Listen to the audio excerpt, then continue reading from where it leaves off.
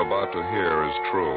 Only the names have been changed to protect the innocent. Fatima Cigarettes, best of all long cigarettes, brings you Dragnet.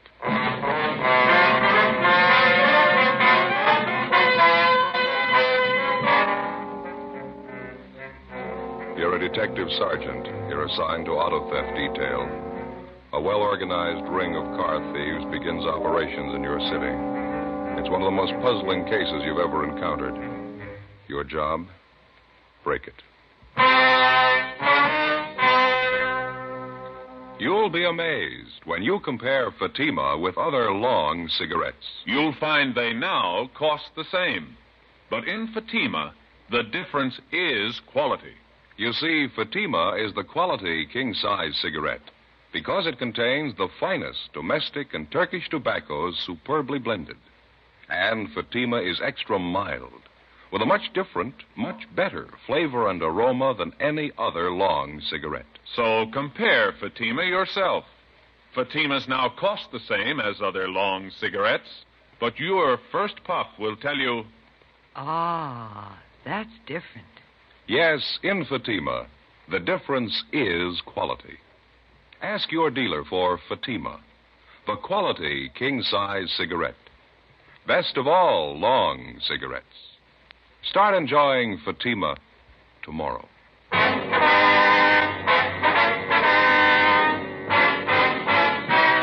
Dragnet, the documented drama of an actual crime. For the next 30 minutes, in cooperation with the Los Angeles Police Department, you will travel step by step on the side of the law through an actual case transcribed from official police files. From beginning to end, from crime to punishment, Dragnet is the story of your police force in action.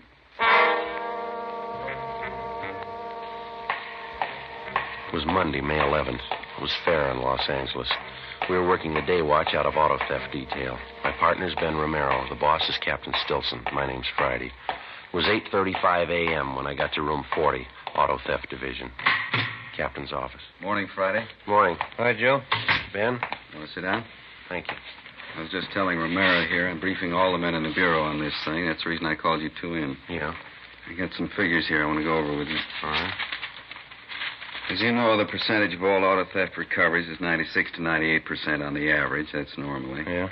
In checking the monthly averages the past 4 months, that percentage has dropped to the low 80s. Quite a drop.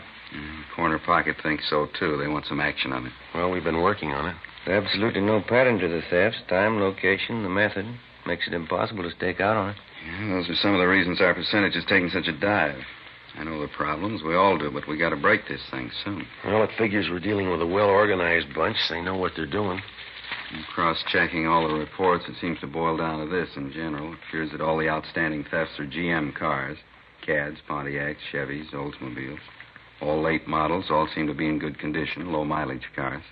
Well, in addition to the regular broadcasts and teletypes, we got out a special bulletin on this, didn't we? That's right. All the thefts were listed, license, make, model, and color. Mm-hmm. Been sent to all major cities and border patrol stations. Nothing so far. I was checking through the salvage reports. Salvage buy. Do you have the last 2 months' air skipper, March and April? Yeah, right here. I noticed the same thing. That outfit down on San Pedro Street. Yeah. Let me see. Oh, yeah. This is a composite on the reports for the past 2 months. That's right. This one here. Herman Salvage, 2716 West San Pedro. They seem to deal a little heavy on General Motors cars, don't they? Yeah, they do. I've been watching the buys on this place for the past few weeks now. I wanted to make sure it wasn't coincidence. Well, looks like a good place to run down anyway. You two want to check it out? All right, fine. 2716 West San Pedro. That's it.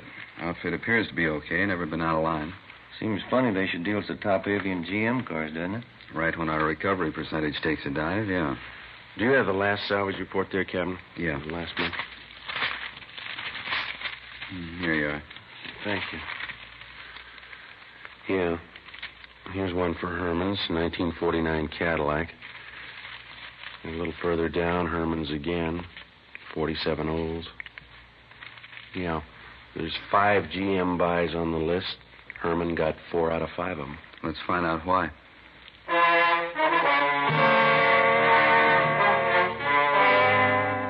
From the time an automobile is first manufactured and sold, a constant and complete record is maintained on that automobile. His certificate of ownership, the pink slip in the state of California, his certificate of registration, a white slip. These 2 slips of paper contain the information necessary for the positive identification of your car. A fact that every motorist knows. Now, there are many agencies that work for the protection and security of your automobile. One of these is the National Auto Theft Bureau, a kind of nationwide clearinghouse. Acting upon information supplied by the various insurance companies and other allied agencies, this bureau forwards all facts and figures concerning the disposition of motor vehicles on a nationwide basis. Reports are made available to all law enforcement agencies. One of the pieces of information put out by the National Auto Theft Bureau is the salvage report, listing all sales and purchases of automobiles that, for one reason or another, may have been relegated to the junkyard or to the salvage company, a fact that many motorists may not know. 9:14 a.m., Ben and I checked through the police commission and found that the owner of Herman Salvage was a Herman Lester. He had been in business at the same location for 6 years and appeared to be a reputable businessman. We drove down to 2716 West San Pedro to check it out. It was an average-looking garage with a connecting salvage yard filled with several hundred smashed-up cars of all makes and models. It was 9:32 a.m. when we walked into the garage. There's a fellow there in a white shirt. Yeah, I see him. Can I help you, gentlemen? Yes, sir. Police officers. Auto theft detail? Oh, yes. I don't believe I know you fellas. My name's Lester. This is Sergeant Friday. My name's Romero. How you do? How are you? Are you the owner here? Yeah, that's right. Hey, whatever happened to Mac and Donovan? Used to drop in once, twice a month. I haven't seen them for 2-3 weeks now. Well, they're a little busy on a special assignment. Oh, I see. Bart, if we look around here? Oh, you bet. Make yourselves right at home. Anything special? No, just looking. Okay. Notice you've been pretty busy, huh? Yeah, had a pretty good month. Salvage racket's going to get sour again, looks like, with the Korean War and all the cutbacks. Doesn't seem to have hit you so far. Well, no, not so far. Looks like it may tighten up any time. I noticed from our salvage report you've been doing a big business in GM merchandise. Yeah, we have. You know, they're starting to build tanks back there now. We wanted to make sure we wouldn't run short on parts. You get a lot of call for GM parts, do you? Oh, yeah, we sure do. Everybody in town knows if they need something for a Caddy or a Buick or any of those cars, this is the place to come. We kind of built up a reputation specializing in GM used parts. I see. Mind if we check your last few buys? Fine. You have a 49 Cadillac, 47 old, Pontiac 48, 1949 Chevrolet. Wonder if we might see those. Yes, sir. Right out in the yard. Back this way. All 4 of them are really bent up. Bad shape. Just breaks your heart to see beautiful merchandise like that all smashed up. I don't know what people are thinking of the way they drive. Yeah. And you take a new Caddy, one of those new convertibles, really beautiful merchandise. Somebody takes one out, rolls it, we pick it up and tow it down here. Beautiful car like that all rolled up in a ball. Georgia Street Receiving Hospital probably picked up the rest. Yeah, it was really a shame. Well, here we go. There's a Caddy. Oh, yeah. Let's see. The olds in the Pontiac are in that row there. You see them? Yeah. Mm-hmm. And that Chevrolet, wasn't it? Yes, sir. 1949. Yeah. Oh, yeah. There she is over there. Third car down. Maroon. See it? Maroon one, yeah. Down there. Yeah. Looks like a graveyard, doesn't it? Sure does. What'll you do with all these cars? Strip them down for parts? Well, at least the 4 you're checking now, yeah. They're all total wrecks. Nothing much can be done with them except for parts. Mm-hmm. How about that Cadillac down there, the sedan? Huh? That one over there. Can't you fix that one up? That doesn't look beyond repair from here. Oh, step around the other side here. You can't see from where you're standing. Here. The right side's all stove in. By the time you figure replacing those side panels and fenders, trim, we couldn't come out on it. Yeah, I see now. Well, I don't know too much about it, but it'll look good from over there. Yeah, that's what we get all the time.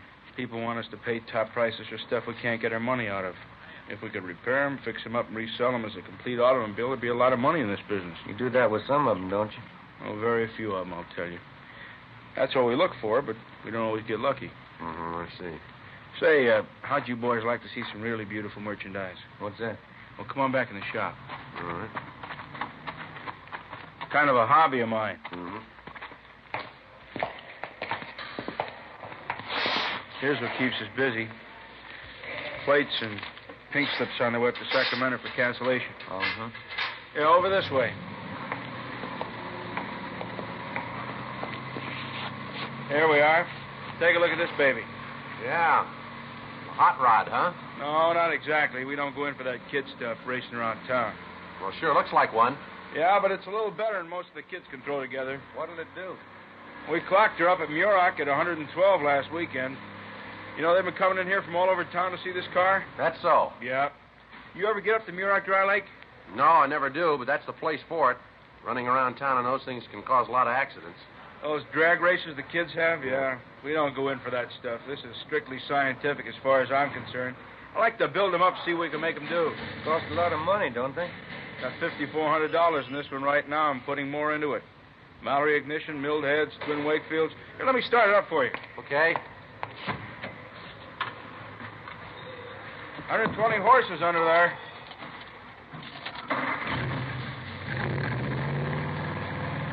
Yeah, sounds good. Listen at that. Beautiful, isn't it? Yeah. A lot of power here. Sure is. You ought to see it up at the lake. You really go. Yeah, I'll bet. Is this all made up out of salvage cars? Every bit of it. Have to buy a few things new, but most of it's right out of wrecks like those outside there. Takes a lot of talent to build up something like this from scrap, doesn't it? No, not really. After you've been at it as long as I have, it's not too tough. The trick is to get more speed out of them than anyone else can. Yeah. You did a good job on this car, all right? Oh, if you put your mind to it, you can do a lot with a wrecked car. Before we left Herman's Salvage, we checked all 4 of the GM cars that were listed on the salvage report. We made a careful check on all of the cars in the yard and in the garage, paying special attention to the few cars that were in the process of being rebuilt by Herman Lester's mechanics. We went over his records, carefully checking the disposition of all of his buys for the past several months. Everything was in perfect order. We found that in the past 3 weeks, Lester had taken in 10 cars. 8 of them had been stripped down for parts, and 2 of them had been rebuilt and resold. The investigation showed that 4 of those cars were GM cars, and the 2 that were resold were both General Motors. 11:28 a.m. Ben and I drove back to the office and asked Mac and Donovan if they'd check through the 2 resale cars to make sure everything was in order, as the reports indicated. We checked through on the remaining 8 cars that were listed by Herman Lester as broken down for parts. According to DMV, all plates and pink slips had been returned to them for cancellation. 11:50 a.m. Well, that's it, Joe. Yeah. 8 of the cars check out. 2 of those were GMs. Yeah, well, that leaves just the 2 that Mac and Donovan are checking, huh? I don't know. Everything down there looked all right.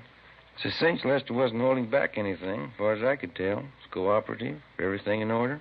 If those 2 that Mac and Donovan are working on check out. I got a hunch they will. Seems to me Lester told us everything. Everything we asked him, anyway. I don't think he held back. If he did, I got an idea who might be able to tell us somebody's been left out in the cold here.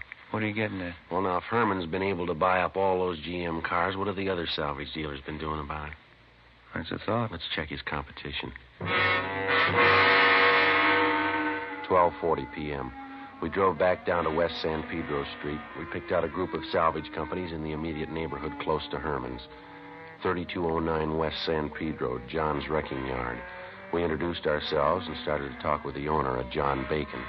A routine check was made of his establishment, and as far as we could tell, everything appeared to be okay. And that's all you made, huh? Just that one buy? That's it. 1946 Ford. We're dying a slow death. Business pretty bad, huh? Never seen it worse. At least as far as we're concerned. How do you account for that, Mr. Bacon? Oh, everything, I guess. Business bad all over at the moment. Scrap metal situations in a state of flux at the present time. In looking around, Mr. Bacon, we noticed you don't have much in the way of General Motors stuff. Is that because of GM going into war production? Any cutback would eventually affect you fellas, wouldn't it? No, not at all. Cutback would, sure, but there's no tremendous curtailment right at the present time. They're still turning out a lot of automobiles back there. Well, then what's your problem? We're being outbid right up and down the line by the same outfit. Who's that, sir? A company by the name of Herman's Salvage, just up the street there. Go out to buy a piece of merchandise, their boys just won't let us get near it. They pay more than you do, huh? More than we can, Sergeant. I honestly don't see how they're coming out on some of their deals. It's that much out of line, huh? Certainly is. You know, whenever there's anything available, all the salvage companies get their bid in. Well, Herman simply outbids all of us. Yeah, it makes it kind of rough. I'm not the only one. Pete Larkin up the street, old man Henry next door, all of us. I don't know what we can do about it. Herman seems to be doing all right, no matter what he pays for his cars. Mm-hmm. None of us can figure it out. Just judging from the number of cars he outbids us on and the number he rebuilds, I just can't see how he's coming out. But he is, huh? Figure he's laying odds on a big shortage. That's what all of us think. He's laying in his stockpile. Is that the idea? Sure. What else could it be? We continued our check on all salvage dealers, both in the neighborhood of Herman Lester's place and throughout the city. It seemed to be a fact well known to most dealers that Herman was outbidding all of them on any and all GM automobiles. The only possible explanation was that he must be trying to lay in a large stockpile of this particular make of car. 3:35 p.m. We received word from Sergeants Mack and Donovan that they had checked out the 2 remaining cars listed in Herman's books, the resales. Ben was right. They checked out with no discrepancy. During the next 10 days, the investigation continued. The theft of late-model GM cars continued with few recoveries. Suspects were arrested and questioned. We could find no connection that might lead us to an organized ring of car thieves that might be responsible for the lack of GM car recoveries. The salvage reports showed no change in Herman's buying technique. Apparently, he was still dealing heavy on the one particular make of car. Thursday, May 25th. We received a teletype from DMV listing all the salvage buy transfers. In making our usual daily check of this teletype, we noticed a 1949 Cadillac, engine number 598-77415. It had been resold from salvage to a used car lot. That's the place right up the block. Yeah, I see. Same cad we saw in Herman's salvage yard. Yeah, it's funny, isn't it? The one in particular that I asked him about, you remember? Yeah, I remember. You thought it could be fixed up. He said no. It's only been a little over 2 weeks ago, hasn't it? Yeah, I tried. Well, still doesn't prove anything. Here we are. Jake's. This is the place. Yeah, there's a cad in the front line right down there, huh? Mm-hmm. I don't see anyone around, do you? No, I don't. Well, I guess it's all right to check the engine number anyway. Yeah, I'll get the hood release. Right.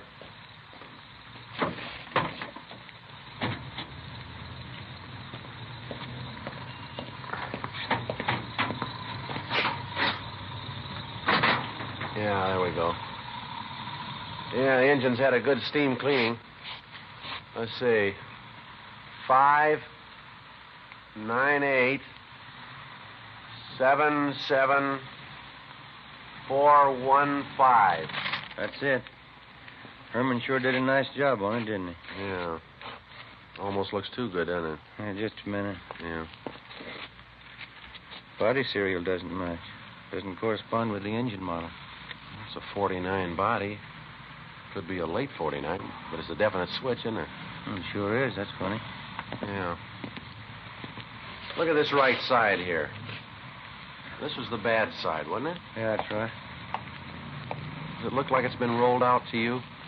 No, there's no feathering, no orange peel. Either that's the best repaint job I've ever seen or it's never been in an accident. Yeah. I'll take a look underneath. Huh? Yeah, all right. Okay. Want to move your feet there? Yeah, all right. Anything? No, nothing. There's not a seam or a joint under there. No welding marks of any kind. This car's never been in a smash-up. The engine number checks, the body doesn't. And this is the one Herman couldn't fix up. Yeah, that's what he said. Maybe he changed his mind. Or he lied.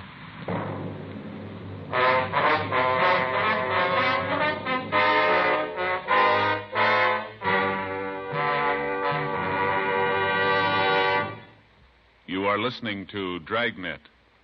From beginning to end, Dragnet is the authentic story of your police force in action. Now, from beginning to end, the Fatima story.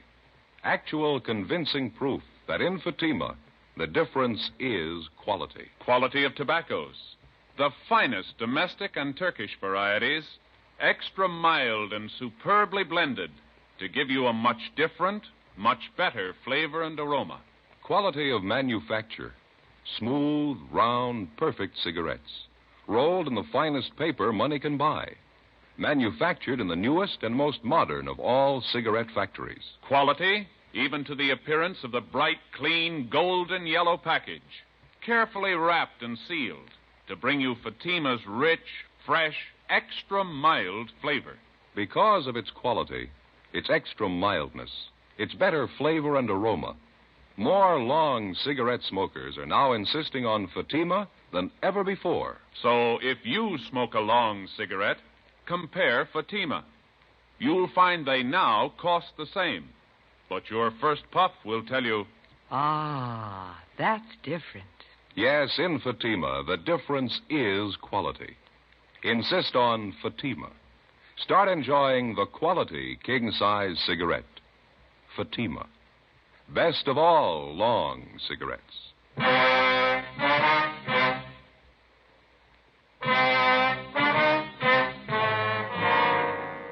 1949 Cadillac, engine number 598-77415.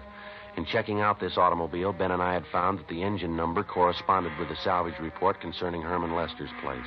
The one big item that did not jibe was the fact that the engine was now mounted in a different body than when the car left the factory, a fact that had to be accounted for in complete detail.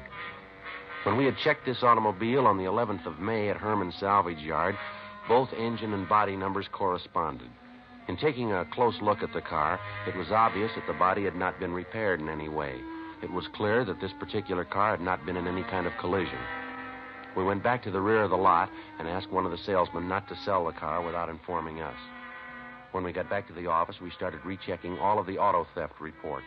We found 5 stolen Cadillacs, but all the body styles and models were different, with the exception of one, a 1949 Cadillac sedan, reported stolen on May 14th. It was registered in the name of William Brownell. We checked his home and found that he was at work. He was a superintendent for the North American van lines. We drove over and picked him up and took him to Jake's used car lot on Vermont Avenue. This is the car, Mr. Brownell. Mm-hmm. Well, it's just like mine, but I don't think it's the one. Are you sure? For one thing, it's a different color. My car was maroon. You want to step over here, Mr. Brownell? Sure. Now, if you'll look very closely here on the door edging and on the jamb, right here, see? This is the one place sometimes they miss with a spray gun if they're going to repaint. Oh, yeah, there's a faint trace of red under the blue paint there. Looks like it could be maroon, doesn't it? Yeah, it does it there. This car's been repainted. It was maroon. Well, mine didn't have these kind of seat covers. Let's see. Same kind of upholstery I had, though, underneath here. I don't know. Mr. Brownell, there must be something other than the color and the upholstery that you'd know your own car by. Never gave it much thought. Well, there's usually some little identifying mark of some kind. I know that on my car, the lens on the right headlight got broken, and I had to replace it with one that didn't match. Something like that, sir? Let me see. Could I look inside there a minute? Sure. Right here under the speedometer, there was a thumbprint pressed in at the factory. It's pretty deep. No, it's not there now. And don't forget that the car's been repainted. It might have been covered up. No, this was clear down to the metal. Apparently, when they were installing the instruments at the factory, the panel wasn't dry yet. Not there now, and they couldn't have covered it up unless they made a special point of it. Well, sometimes that's done. Car thieves are kind of clever. No. I'm sorry, gentlemen. I don't think this is my car. Don't think I don't wish it was, but it's not. Can you think of just one other thing, maybe? Just one mark of identification is all we need. No. Even these tires aren't mine. I had white sidewalls. Oh, could have been switched. They were pretty new. Wait a minute. I think I remember something. No, there's no rip up there. What's that, sir? I just thought of something. The boys down at the office gave me a St. Christopher medal. You know, the large metal kind you're supposed to bolt to your dashboard? Yes, sir. I didn't want to put it on, so I carried it around with me in the car. There was a rip up there in the inner lining of the top, but you see there's no rip in this. Let me see. How about it, Ben? Yeah, I can feel it. Does it feel like a metal? Let me get my pocket knife on it. Okay. What do you think? They replaced the cloth up there? I don't know. Yeah, here it is. Is this it, Mr. Brownell? That's it. Look, on the back there, my name's engraved on it, see? Yes, sir. Well, I sure didn't think this was my car. I never would have known it. That's what the guys figured who stole it. The 1949 Cadillac was taken to the police garage, and a complete and thorough check was made. The car, with the exception of the engine, was positively identified as the property of William Brownell. This definitely implicated Herman Lester and showed his salvage operations to be illegitimate. He had obviously been buying one particular make of salvage automobile, outbidding all his competitors to do so. When he would buy a piece of wrecked equipment, an exact duplicate would be stolen to match it. He would then dispose of the engine from the stolen vehicle and replace it with a salvage engine. With this system of operation, Herman Salvage had been enjoying a lucrative business, which accounted for a great percentage of the stolen cars that we hadn't been able to recover. 7:25 p.m., May 25th. We drove out to pick up Herman Lester. His home address was listed as 8625 Wonderland Drive. It was up in the Laurel Canyon district, a heavily wooded section of Los Angeles. Pretty nice place up in there. Yeah, but you can see of it through the trees. Now, let's go. Mm-hmm.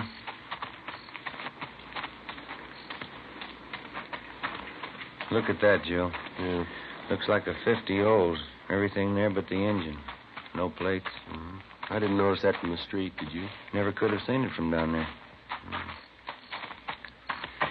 Looks like a garage back up in there, doesn't it? Perfect spot. Can't see any of this from the street with all those trees. Pretty fancy layout for a home garage. Good size. Yeah. Somebody's working up in there. Yeah. Come on.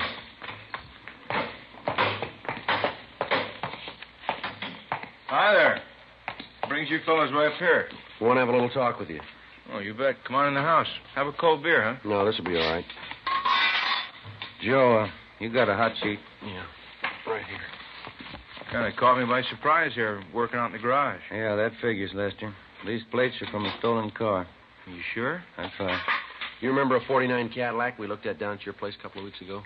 Oh, not sure. 49 Cad? That's right. Whatever became of that car? Oh, now I remember. Yeah, I sold that car to Jake's over in Vermont. Thought you told us you couldn't fix it up. I don't remember. You sure you don't mean some other car now? No, it's the same one. You know the one we mean. How about it? How about what? That was a stolen car, Lester, and you know it. That's a stolen car out there in the yard, isn't it? What's that hoist, Ben? There he goes, Joe. All right, Lester, hold it. Duck it, duck, Joe. All right, now, come on. Drop it, Lester. Drop the hammer. Go me.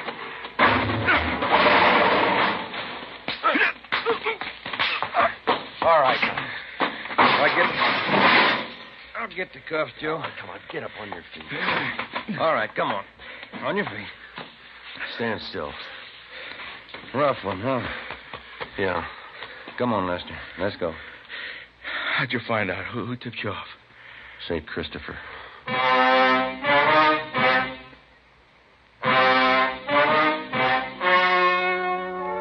The story you've just heard was true.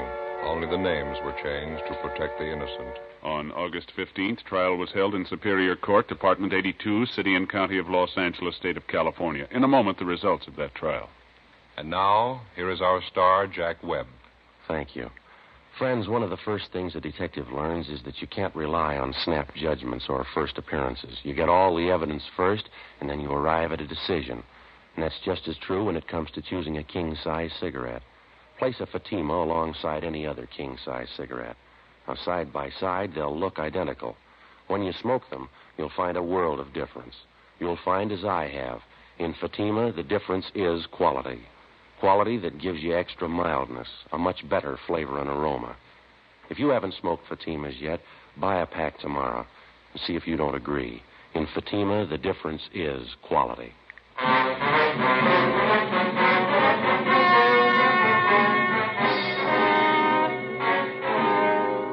Herman W. Lester was tried and convicted on 3 counts of grand theft auto and 2 counts of grand theft money, all sentences to run consecutively. Grand theft auto is punishable by imprisonment for a term of 1 to 5 years, grand theft money by a term of 1 to 10 years. The suspect was also filed on by federal authorities for violation of the Dyer Act. You have just heard Dragnet, a series of authentic cases from official files. Technical advice comes from the Office of Chief of Police W.H. Parker, Los Angeles Police Department. Fatima Cigarettes, best of all long cigarettes, has brought you Dragnet, portions transcribed from Los Angeles. Stay tuned for Counter Spy, next over many NBC stations.